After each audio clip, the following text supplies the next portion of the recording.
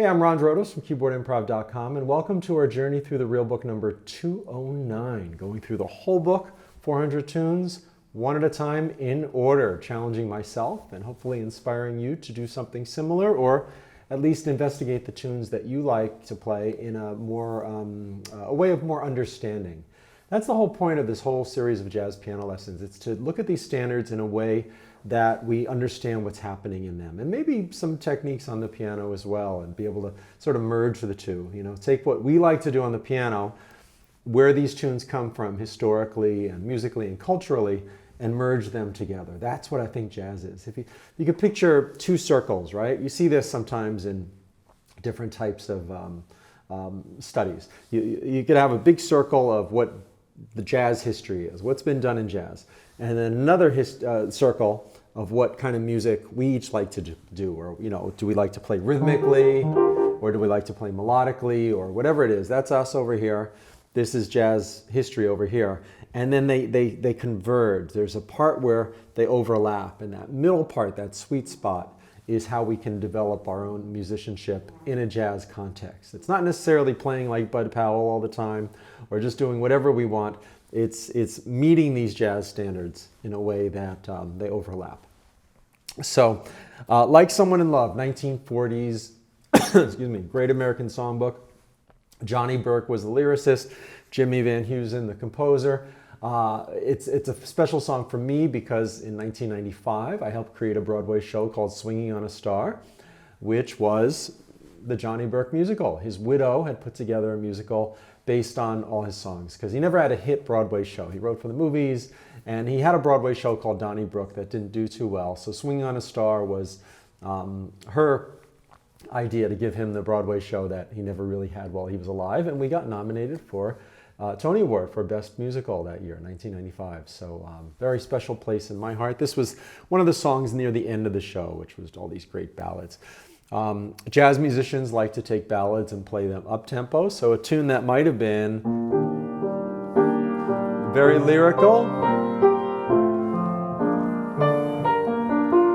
at first becomes swing. So you can tap your foot, snap your fingers to it. It's kind of like now if they do a dance or hip hop remix of a ballad or something. They take an Adele song and put the boom, boom, the techno beat behind it. Similar to that kind of a thing, but in the 1950s. Think of it as a jazzy remix of ballads. So many of these tunes are Autumn Leaves, originally ballads.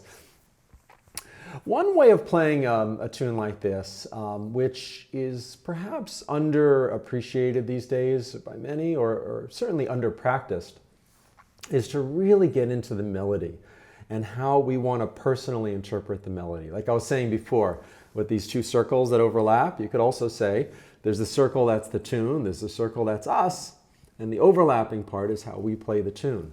And you want to find your own way of doing it, partly by emulating people you like, but using them as a model and then sort of forgetting what they did and do it your own way.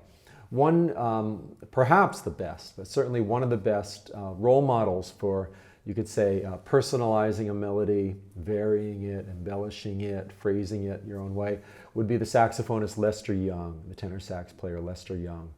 One of the giants, titans of the swing era, lived through Bebop and beyond into the 50s, and he was a big influence on Charlie Parker and really all the beboppers. Miles Davis speaks in his autobiography of going to hear Lester Young play with Charlie Parker. He and Parker went to hear Lester play. And I think what I'm going to do is to sort of illustrate this, to get you started on it, is to just start with the right hand alone. Just take this melody and play it once, maybe even two times through, by just having fun with the melody, seeing how someone like Lester Young would inspire me to do it, and then bringing in the left hand at some point. By the way, the original chords in the real book were a little different than this. This is the 6th edition published by Hal Leonard. The original real book, or I think I had the 5th edition, which was not Hal Leonard. It was published by students from the Berklee College of Music, had different chord changes. So you should know those because a lot of people still play them. So in the first measure, this has E flat major 7 going to D in the bass. The original real book had E flat major 7, going to G7th over D, which is like a 5 chord of C minor, which is next. Secondary dominant, the 3 of 6. So E flat minor, or E flat major to G7 to C minor 7. I might put that in just because it's habitual with me. I know it so well because I learned it like that. But I've also grown to like this, which is closer to the original Jimmy Van Heusen version. And then in measure 1, 2, 3, 4, 5, let's see. Okay, in measure 6, there's a B flat 7 here, going to E flat major 7 and measure 7. In the old real book, it was a little out of the box, but it was pretty cool. Measure 5 went F minor 7. Measure 6 was A minor 7 to D7, 2 beats each. Measure 7, G minor 7, and then measure 8 as written. So A minor 7, it's a 2-5-1 in G minor basically, in measures 6 and 7 in the original real book. So I might put those in, I'm not sure. Just kind of goes stream of consciousness once you get to know a tune. But you should know those just because people play them. Ironically, in the musical Swinging on a Star, even though it was a Broadway, quote, Broadway show, not particularly jazzy the whole time, although some of it was, the music director who I assisted, Barry Levitt, used the real book changes, the original real book changes, because I think he was a Broadway conductor but loved bebop, and I think he just opened the real book and took those chords. Although we played it a little more like straight A. It's like...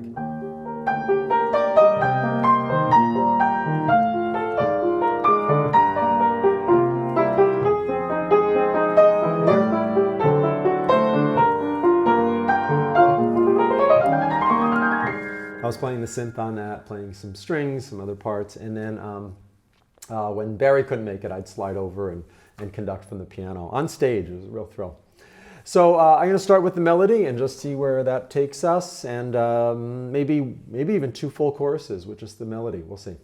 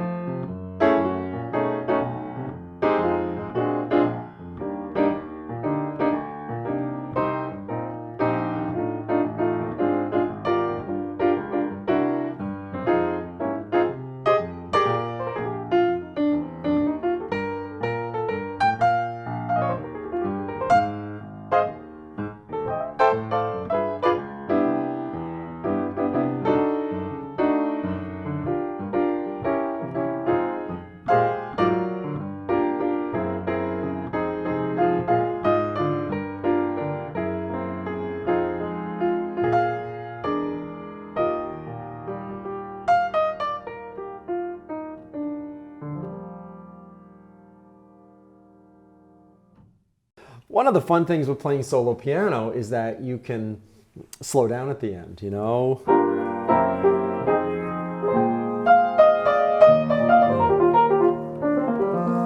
Whatever you like to do, right? With a band, it's a little harder. You could do it, especially if you rehearse, but we tend not to. It's kind of nice to sort of slow down into a gentle ending, especially on a tune like this. It's a love song. It's like someone in love, feeling like someone in love. I don't know if you noticed, but when I did bring the left hand in after starting with the right, I just started with one note a lot.